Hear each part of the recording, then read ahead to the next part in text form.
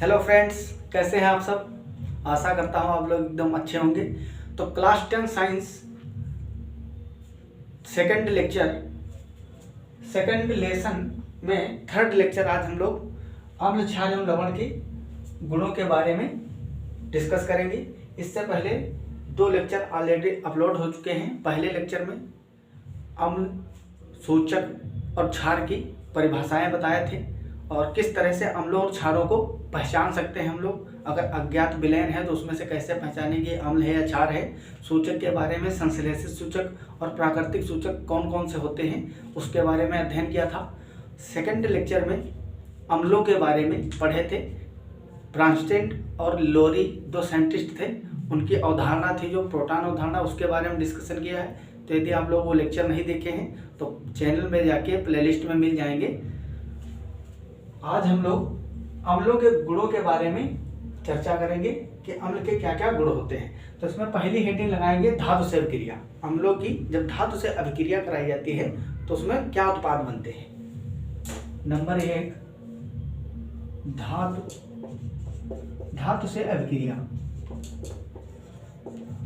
अम्लों की धातु से अभिक्रिया कराने पे क्या होता है, हाइड्रोजन गैस H2 गैस मुक्त होती है तथा धातु लवण बनते हैं। धातु लवण बनते हैं। इसका एक समीकरण होता है जिसके थ्रू हम लोग कोई भी अभिक्रिया को लिख सकते हैं। किसी भी प्रकार की अभिक्रिया हो जिसमें धातु की रिएक्शन कराई जा रही हो अम्ल से। तो मान लो एक धातु ली, उसकी अभिक्रिया कराए अम्ल से, तो इसमें क्या बनेगा। पहला नंबर तो हाइड्रोजन गैस बनेगी। ये एरो ऊपर को लगा है, मतलब ये डिनोट कर रहा है कि हाइड्रोजन गैस के रूप में है और ऊपर उड़ जाएगी। ठीक है, तो हाइड्रोजन गैस बनेगी और क्या बनेगा, धातु के लवण। तो ये रिएक्शन कोई भी हो धातु की अम्ल से, उसके लिए फॉर्मूला है। इसके आधार पर हम लोग देखेंगे कि धातुएं अम्ल से अभिक्रिया करके किस तरह से हाइड्रोजन गैस मुक्त करती हैं और धातु के लवण प्राप्त होते हैं। पहला एक धातु लेते हैं, मान लो Mg, मैग्नीशियम धातु है, मैग्नीशियम। इसकी अभिक्रिया कराते हैं 2HCl से, 2HCl 2 मोल हाइड्रोक्लोरिक अम्ल। क्या है, हाइड्रोक्लोरिक अम्ल। फर्स्ट लेक्चर जो फर्स्ट चैप्टर है विज्ञान का, साइंस का, रासायनिक अभिक्रिया एवं समीकरण, उसमें मैंने अच्छे से बताया है कि ये हाइड्रोजन क्लोराइड, सल्फ्यूरिक अम्ल, नाइट्रिक अम्ल, इन सब के सूत्र क्या होते हैं। तो ये हाइड्रोक्लोरिक एसिड है। इससे जब मैग्नीशियम की अभिक्रिया कराएंगे तो ऊपर वाले फार्मूले से करते जाइए। धातु यहाँ पे मैग्नीशियम अम्ल की जगह पे हाइड्रोक्लोरिक अम्ल। अब पहला नंबर क्या है, इसमें निकलेगी H2 गैस। तो 2 हाइड्रोजन जो है यहाँ पे, इसको आप इस तरह से H2 गैस के रूप में निकाल देंगे और बचे हुए के ज्यों का त्यों एक में जोड़ के लिख देंगे, वो धातु लवण प्राप्त हो जाएगा। जैसे इसमें 2 Cl बच रहे हैं, आगे 2 लगा है, मतलब 2 हाइड्रोजन 2 Cl, तो 2 हाइड्रोजन गैस के रूप में निकल गए, बचे 2 Cl। तो 2 Cl और Mg बनाएंगे MgCl2, मैग्नीशियम डाइक्लोराइड या मैग्नीशियम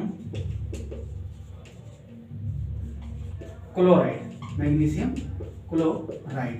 तो इस तरह से कोई भी धातु जब अम्ल से अभिक्रिया करती है तो उसमें धातु के लवण प्राप्त होते हैं और हाइड्रोजन गैस निकलती है। दूसरा एग्जांपल, जैसे कि मान लो सोडियम भी धातु है, इसकी अभिक्रिया कराओ हाइड्रोक्लोरिक अम्ल से HCl, तो इसमें क्या होगा। अब देखो अच्छे से, H2 मतलब 2 हाइड्रोजन की जरूरत है, तो यहाँ पे 2 मोल HCl लोगे। सोडियम की वैलेंसी 1 होती है, 1 क्लोरीन को रख सकता है। यहाँ पे 2 क्लोरीन है, इसलिए यहाँ पे 2Na लेना पड़ेगा। अब सबसे पहले नंबर पर इसमें से हाइड्रोजन निकालो, हाइड्रोजन गैस को निकाल दो, फिर बचा हुआ 2Na 2Cl, मतलब 2NaCl, सोडियम क्लोराइड के 2 मोल प्राप्त हो जाते हैं। तो इस तरह से धातुएं जब अम्ल से अभिक्रिया करती है तो उसमें धातु के लवण और हाइड्रोजन गैस बनते हैं। तो इसको आप लोग पॉज करके नोट करिए, फिर आगे भी देते हैं, इसके एग्जाम्पल कुछ देखते हैं। आई होप आप लोग पॉज करके नोट कर लिए होंगे। तो इसी फार्मूले के आधार पर कुछ और क्वेश्चन प्रैक्टिस करते हैं।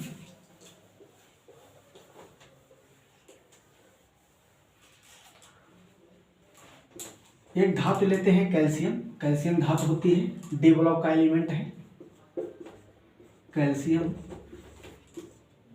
कैल्शियम की अभिक्रिया कराते हैं H2SO4 से। H2SO4 ये क्या है? सल्फ्यूरिक अम्ल। सल्फ्यूरिक अम्ल। मैं नाम साथ में इसलिए लिख दे रहा हूं कि आप लोग की प्रैक्टिस हो जाएगी, इस तरह से नाम याद होते जाएंगे साथ ही साथ। तो कैल्शियम एक धातु है, सल्फ्यूरिक अम्ल से जब अभिक्रिया करेगा तो धातु अम्ल की अभिक्रिया से पहले नंबर पे क्या करोगे?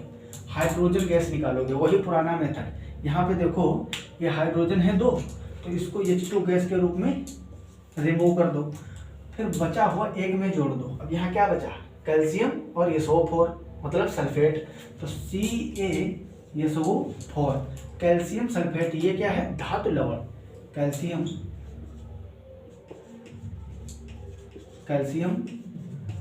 सल्फेट। इस तरह से आप बहुत सारे एग्जाम्पल ले सकते हो। कैल्शियम की जगह पे मान लो दूसरा कोई ले लो, K2, 2 पोटेशियम ले लिए हम और इसकी रिएक्शन करा दिए H2SO4 से, सल्फ्यूरिक अम्ल से। ये धातु है और ये अम्ल है, तो इसमें क्या होगा? पहले नंबर पे हाइड्रोजन गैस निकलेगी। बार बार वही प्रोसेस, बस धातु, जहां धातु और अम्ल की अभिक्रिया दिख जाए कि धातुओं की रिएक्शन अम्ल से हो रही, तो पहला फंडा हाइड्रोजन गैस निकालो, बचा हुआ एक में जोड़ दो, धातु लवण प्राप्त हो जाएगा। तो यहाँ 2 पोटेशियम है, K2SO4 बनेगा। क्या बनेगा? K2SO4 potassium sulphate. जैसे कैल्शियम सल्फेट वैसे ही पोटेशियम सल्फेट बनेगा। तो इसको नोट कर लें। फिर अगली हेडिंग लगाएंगे इसी में, नंबर 2। इसमें पहली थी धातु से अभिक्रिया, अब धातु ऑक्साइड से अम्लों की अभिक्रिया। तो इसको नोट कर लेंगे। अब हेडिंग लगाएंगे नंबर 2, धातु ऑक्साइड से अभिक्रिया। अम्लों की धातु ऑक्साइड से अभिक्रिया। धातु ऑक्साइड से अभिक्रिया। अच्छा, धातु ऑक्साइड क्या होती है? धातुओं की साथ में जब ऑक्सीजन उपस्थित होती है तो उसको बोलते हैं धातु ऑक्साइड। जैसे CaO, ये क्या है? कैल्शियम ऑक्साइड, एक प्रकार का धातु ऑक्साइड है। NaO, ये भी धातु ऑक्साइड है। MgO, ये भी धातु ऑक्साइड है। और भी बहुत सारे जितने भी धातुएं हैं उनके साथ में ऑक्सीजन जब प्रेजेंट होगी तो वो क्या होते हैं? धातु ऑक्साइड होते हैं। जैसे कि BeO, बेरिलियम ऑक्साइड, ये भी क्या है? धातु ऑक्साइड है। तब इनकी अभिक्रिया जब अम्लों से होगी तो उसमें क्या बनेगा? इसका भी एक जनरल फार्मूला है। उस फार्मूले के अकॉर्डिंग हम जितनी भी रिएक्शन होगी धातु ऑक्साइड और अम्ल की आराम से कर लेंगे। तो इसका जनरल फार्मूला पहले लिखते हैं। धातु ऑक्साइड प्लस अम्ल। धातु ऑक्साइड और अम्ल की जब रिएक्शन होगी, अभिक्रिया होगी, तो इसमें क्या बनेगा? वहां जैसे हाइड्रोजन गैस, पहले वाले केस में हाइड्रोजन गैस सभी अभिक्रियाओं में निकल रही थी, उसी तरह से इसमें हर जगह, हर अभिक्रिया में जल निकलेगा। H2O मतलब जल, और बचा हुआ जो है वो आपस में जुड़ जाएगा और धातु लवण यहाँ भी प्राप्त होंगे। धातु लवण, तो ये इसका जनरल फार्मूला है। जब अम्ल की अभिक्रिया कराते हैं, किससे? अम्ल की रिएक्शन धातु ऑक्साइड से कराते हैं। जिसके एग्जाम्पल, इन्हीं में से कोई एक धातु ऑक्साइड उठा लो और कोई भी अम्ल, नाइट्रिक अम्ल, सल्फ्यूरिक अम्ल, फास्फोरिक अम्ल या हाइड्रोक्लोरिक अम्ल, HCl, कोई भी लेकर रिएक्शन कराओगे तो पहले जल बनेगा, फिर धातु लवण बनेगा। तो इसमें क्या होता है? मान लो कैल्शियम ऑक्साइड है, इसकी अभिक्रिया आप करा दिए H2SO4 से। इससे H2SO4 से, ये क्या है? सल्फ्यूरिक अम्ल, ये है धातु ऑक्साइड, धातु ऑक्साइड, और ये है आपका सल्फ्यूरिक अम्ल, सल्फ्यूरिक अम्ल। जब इसकी अभिक्रिया कराओगे तो फार्मूले के अनुसार जल तो पक्का निकलेगा। अब जल कहाँ से निकलेगा ये भी देख लो। यहाँ से अम्ल का H2 और धातु ऑक्साइड का ऑक्सीजन H2O, जल बनाएंगे H2O, और बचा हुआ जो है उसको आपस में जोड़ दोगे, क्या बन जाएगा, धातु लवण। तो CaSO4 कैल्शियम सल्फेट, ये धातु लवण है, धातु लवण और जल। तो इस तरह से बहुत सारे जितने भी धातु ऑक्साइड हैं उनसे क्रिया करा करा के आप बना सकते हो। मान लो MgO, दूसरा लेते हैं MgO, मैग्नीशियम ऑक्साइड, इसकी अब क्रिया करा देते हैं 2HCl से, इससे 2HCl से। अब इसमें क्या होगा, 2 हाइड्रोजन और 1 ऑक्सीजन लो, बना दो H2O जल पहले नंबर पे। अब 2 Cl बचे और Mg, तो क्या बन जाएगा, MgCl2। मैग्नीशियम क्लोराइड एक क्या है, धातु लवण है और ये जल है। तो इस तरह से आप बहुत सारे रिएक्शंस कर सकते हो। तो इसको आप लोग पोज करके नोट करेंगे। आई होप आप लोगों को अच्छे से समझ में आ रहा होगा एक एक पॉइंट। तो इसको नोट करिए पोज करके। फिर आगे हेडिंग लगाते हैं नंबर 3, धातु हाइड्रोक्साइड से अवक्रिया। अम्लों की अवक्रिया धातु हाइड्रोक्साइड से कराएंगे। आई होप आप लोग पोज करके नोट कर लिए होंगे।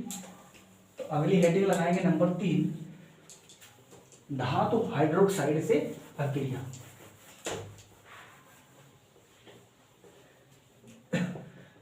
नंबर 3,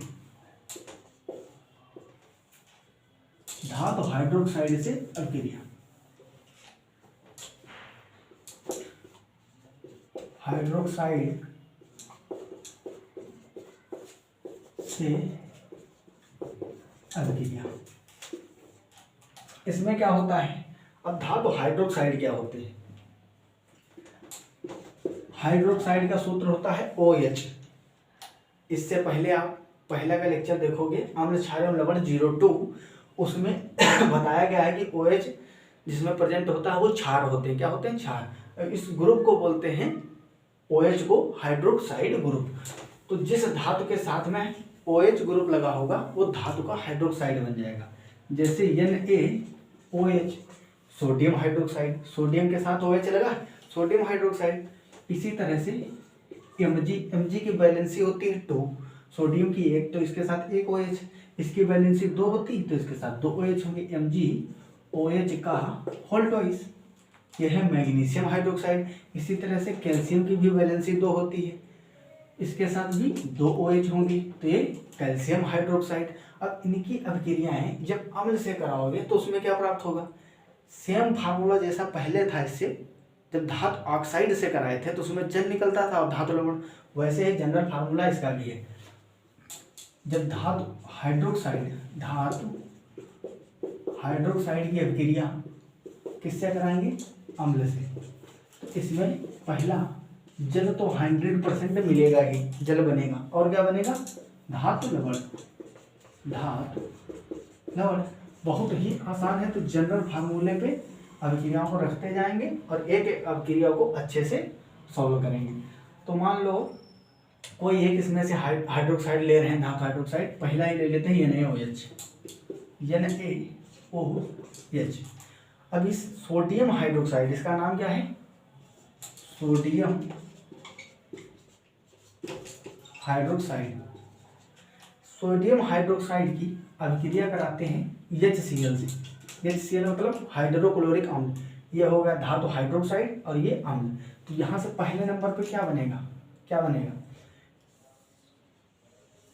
अम्ल से लिए H और यहाँ से OH, H 2H मतलब H2 और O बन गया जल, और बचा हुआ NaCl, सोडियम क्लोराइड। क्या है, एक प्रकार का लवण है, NaCl, सोडियम क्लोराइड।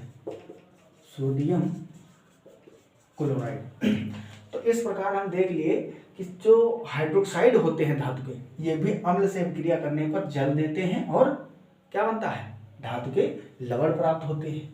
इसी तरह से आप MgOH का होल ट्वाइस, अगला एग्जांपल देख सकते हैं, MgOH का होल ट्वाइस।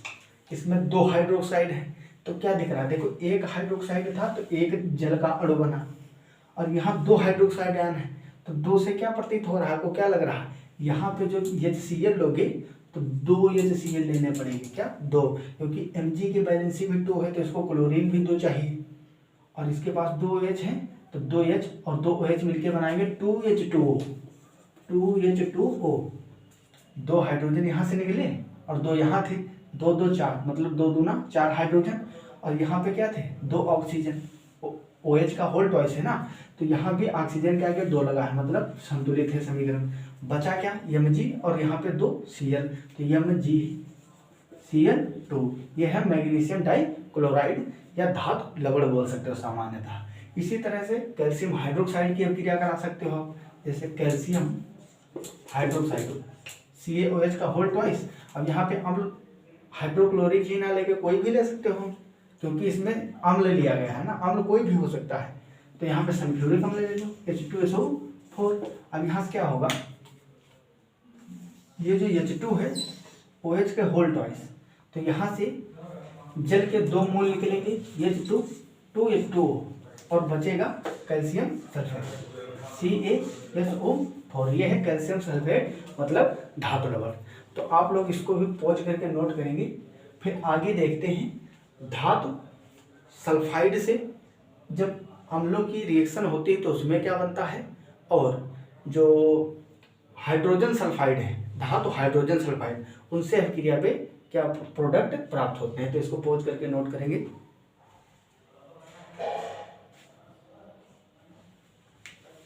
आई होप आप लोग इसको पॉज करके नोट कर लिए होंगे, और नहीं भी किए होंगे तो घाटा आपका होगा मेरा नहीं होगा। ये इसलिए पूरे कंसंट्रेशन के साथ पॉज करके नोट किया करिए, और जहाँ मैं बताता हूँ अपने आप करने लीजिए, तो सोल्व भी करने की कोशिश किया करिए। तो अगली हेडिंग लगाएंगे नंबर 4, धातु सल्फाइडों व हाइड्रोजन सल्फाइड, धातु हाइड्रोजन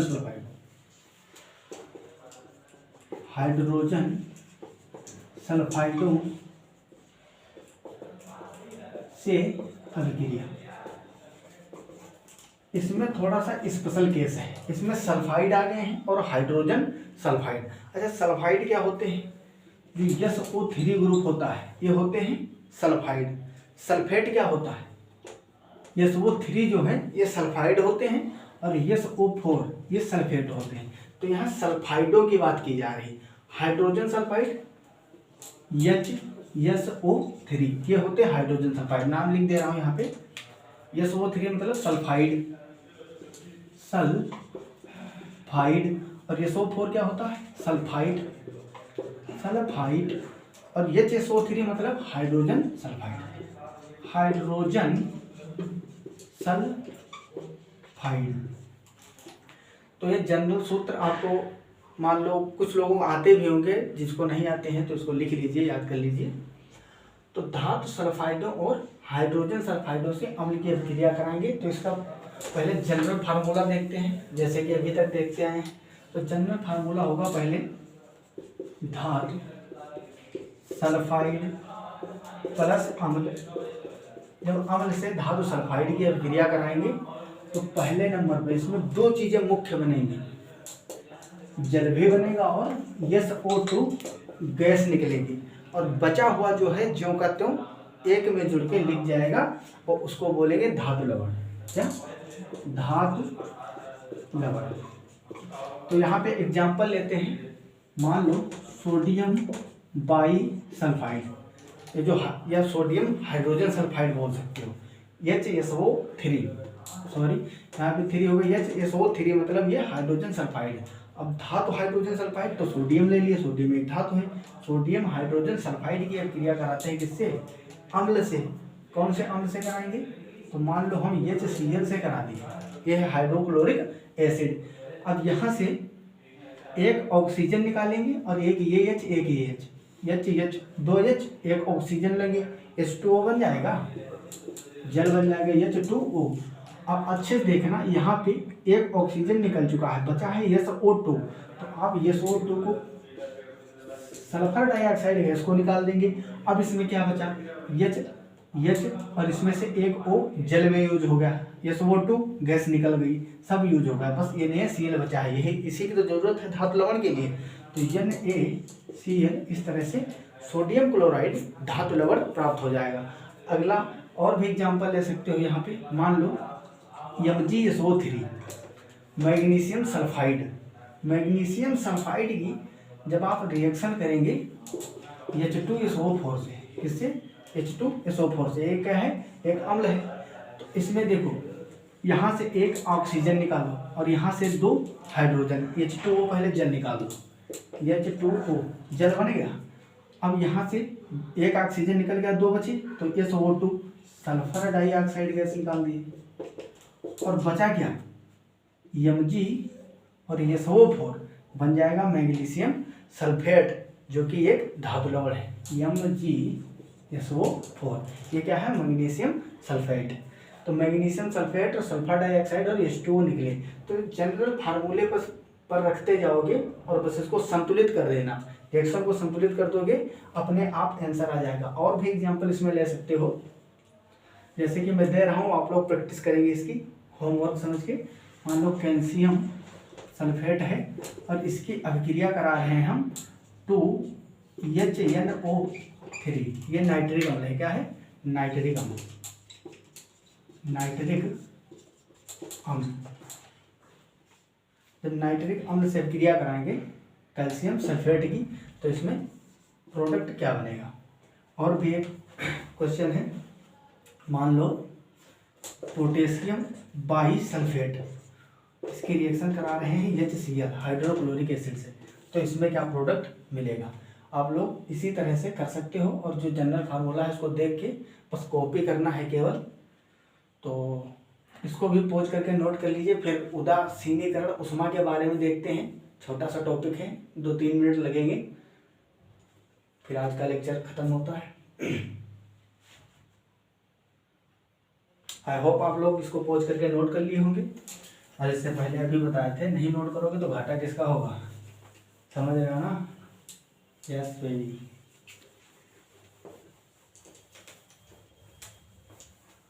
तो अगली हेडिंग लगाएंगे उदासीनीकरण उष्मा। ये उदासीनीकरण उष्मा क्या होती है? अगली हेडिंग लगाएंगे उदासीनीकरण उष्मा। उदासीनीकरण उष्मा। पहले उदासीनीकरण होता कैसे है? जब अम्ल और क्षार इन दोनों के एक में मिलाया जाता है तो ये दोनों एक दूसरे के प्रभाव को नष्ट कर देते हैं। इस प्रक्रिया, इस प्रोसेस को बोलते हैं उदासीनीकरण, इंग्लिश में बोले तो न्यूट्रलाइजेशन। तो अम्ल को जब क्षार से मिलाएंगे तो क्या होगा? उदासीनीकरण। उदासीनीकरण पहले समझते हैं। अम्ल प्लस क्षार जब इन दोनों को मिलाएंगे तो इससे क्या बनेगा? जल बनता है और क्या बनता है? प्लस लवण प्राप्त होते हैं।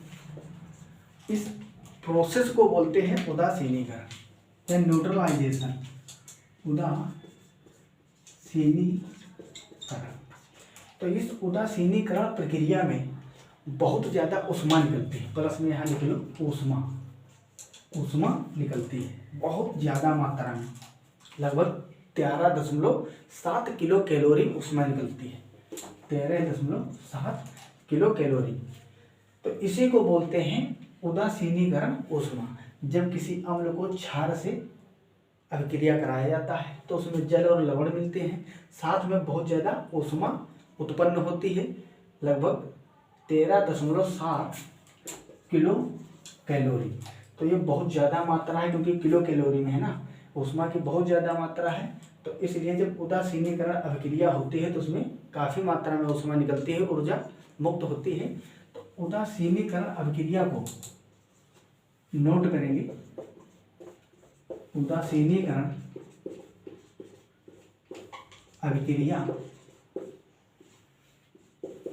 एक